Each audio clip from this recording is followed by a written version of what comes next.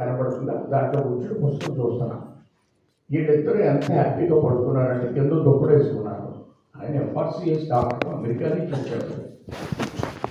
ఈయన మా గుంటూరు డేవిడ్ రాజు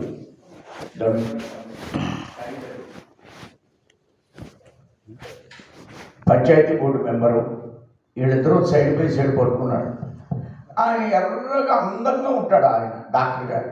ఈయన నాకంటే తక్కువ ఉంటాడు. వీళ్ళిద్దరూ ఆ వెలుతురులో నాకు ఎలా కనిపిస్తారంటే చీకటి వెలుగులు.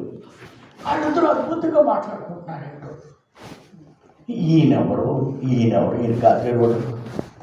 ఆయన ఎవరు అమెరికా నుంచి వచ్చినాడు, మన జిల్లా అధ్యక్షుడు.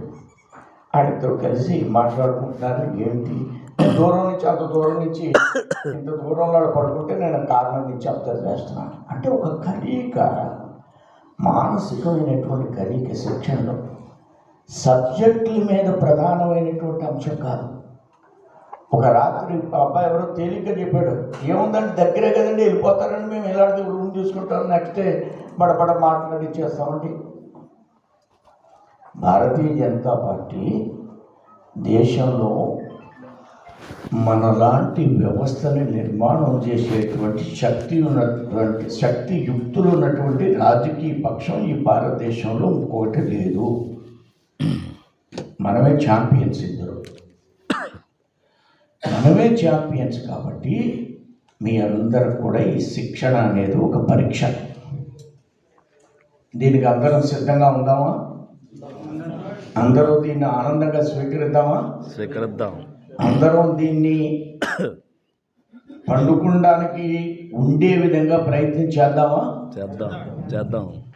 ఇవి మీకు ఫండమెంటల్గా ఈ రోజు నుంచి మీ అందరికీ ఈ సమావేశానికి మిమ్మల్ని రప్పించారంటే మీకు ముందు శిక్షణ ఇస్తే మండల స్థాయిలో శిక్షణ సక్సెస్ అవుతుంది.